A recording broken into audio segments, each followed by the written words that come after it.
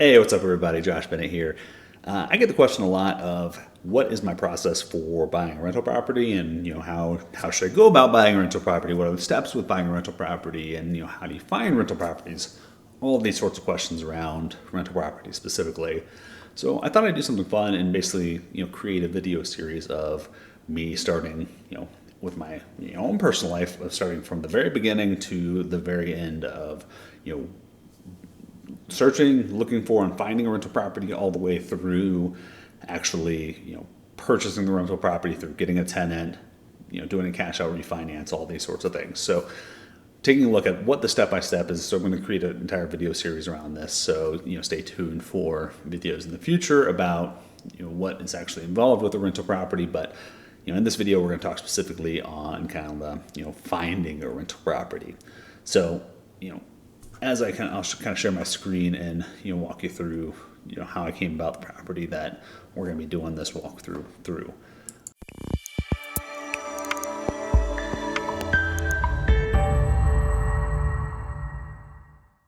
First, a couple of different ways that I go about finding this rental property. So one is I joined a lot of Facebook groups that show different rental properties for rental property investors. So depending on your area, so like for example, I just researched the area I was looking in was Indiana. So for example, if we just do real estate Indiana, there's going to be all sorts of groups that will come up. And then this is one of the ones I joined was the Indiana Real Estate Investors. Very very creative name, but that's one thing. And then they'll basically just post different rental properties on here, and you can kind of see they'll do a lot, post a lot of the basic information. Then you can just, sometimes they'll even post more specific information, so you can kind of see, okay, here's pictures, video, blah blah. So that's one way of having rental properties sort of come to you.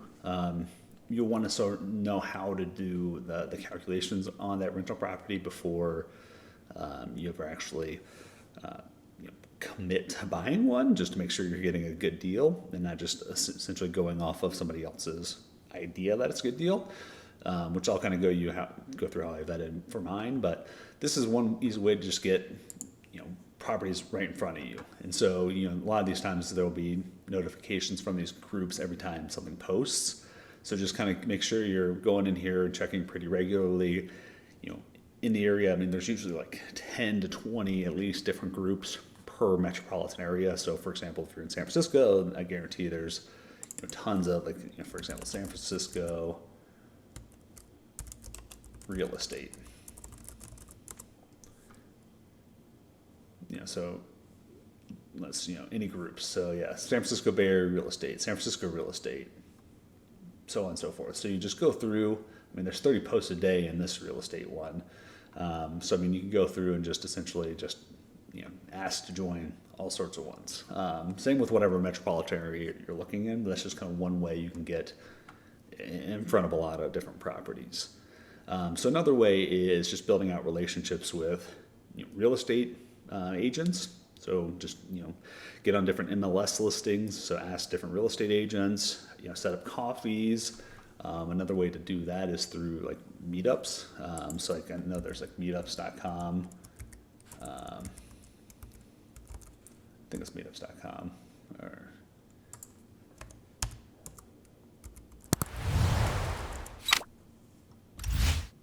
yeah. So there's different like meetups. You can do a group such as like real estate. And so so real estate investing network in Chicago, and depending on the area, there may be a bunch of different networks for you to join. So this is another way to get in front of people like real estate agents, other investors, and just to start learning and getting to know people that are in the industry and could potentially get you in front of some good properties. So a more kind of manual way to do this is just scrolling through good old-fashioned Zillow. So for example, one thing you could do is like this. I'm looking in Indianapolis right now. So say I want to find cheap, fixer-uppers. So I could come on here and I could say maybe, just to narrow it down, maybe I don't want to pay more than $100,000. Okay, so now I have $100,000 properties on here. So then I can start looking through and just kind of see what properties are out there. So here's a $50,000 multifamily. Obviously not in the best shape. So something like this I could take a look at and see what the renovation costs are going to be. But let's see where's that on the map. So not sure which one of those was on the map, but let's take a look at here, this one. So, okay, 44,000. And one thing to easily do, just to get an idea, is, okay, so this one's 44,000. So you can see here that if it's 44,000, it may, has neighbors that are, here's 100,000, 74,000, 81,000, 135.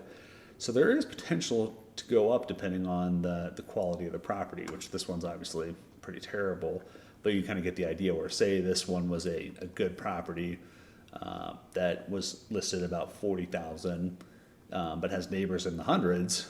But if this is only going to take about $20,000 to repair, but you can boost it with that $20,000 to $120,000 value, that's worth it all day long. So you just got to kind of determine if that's going to be the case. But one easy way is to see what are the costs out there now.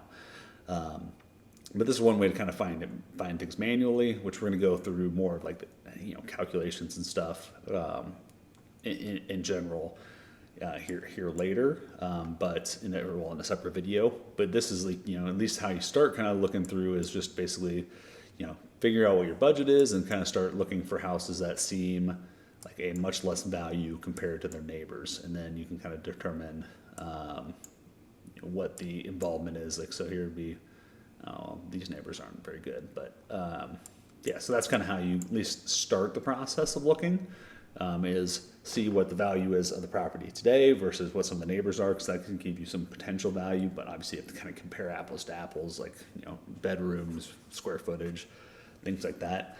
But one of the properties I found was actually through in the property we're going to do the entire analysis on this. So I found through one of the Facebook groups that I was involved with, and basically that's this property right here. So I started looking at this property, and we'll kind of look at more of the pictures. But so I started looking at the pictures, and it definitely needs some work, but it's not in terrible shape. Just mainly a lot of cosmetic things, but thought it had a really beautiful staircase, like at the front. I think this wood staircase is really beautiful. So there's a lot of potential here, and nice old wood floors. It really just needs a big cleaning, some cosmetic repairs like sanded floors, paint, probably painted, things like that. But my thought was here is it's probably going to be about $15,000 to repair and renovate this. And as you can see here, they were asking about 35, and then they thought the estimated value was about 115. So what I did was I ended up offering 30, and with the expectation I was going to be putting about 15 and 20 into it. But first I wanted to make sure this 115 was accurate. So what I did was I went through and then ultimately found the property and just kind of went and saw what the values were around the area, where, at first glance, the immediate next door neighbor's worth about 132, behind is about 105, a bunch of, hundreds around here and things like that. So, and then this, for example, is 4-bedroom, 2-bath, where this is only 4-bedroom, 1.5, and has a little more square footage. This is 4-bedroom, 1.5 with less square footage at about 105.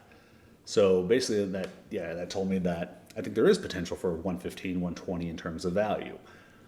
So if I put in $20,000, I immediately gain a return on my investment of basically doubling my money.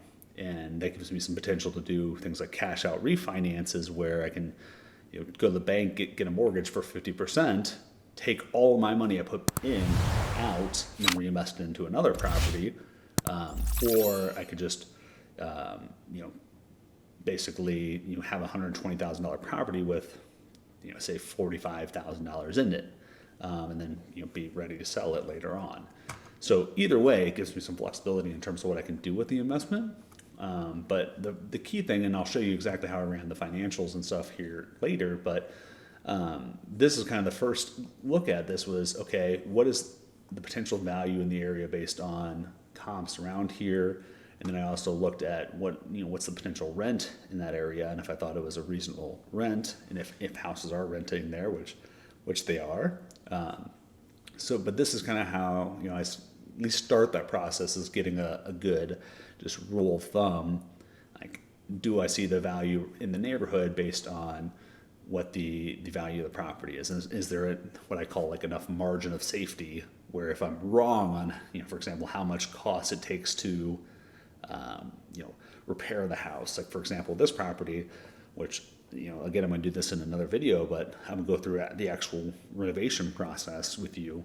But, I could be wrong on what the cost is for the renovation, especially since I bought this sight unseen. So, there's got to be a margin of safety there, where if I'm wrong by $10,000, that I'm not going to be underwater now because I was wrong. So like this I think has enough wiggle room where I could be wrong 20, 30,000 and still be able to take my money back out and not have any money in the property, or significantly little or very little money in the property with what's going on. So that's kind of at least like a very high level view of how I start this process of looking for different rental properties and kind of the things I'm looking for when I'm doing my beginning research. So hopefully you found this video valuable. If you did, make sure you subscribe to kind of make sure you see the other future videos that will come out in terms of this process. But this at least gives you an idea of how I start the process. In the next video, we're going to dive into how I actually go through the financials and look more in depth at these specific properties. But yeah, hope you found this valuable. And until next time, cheers.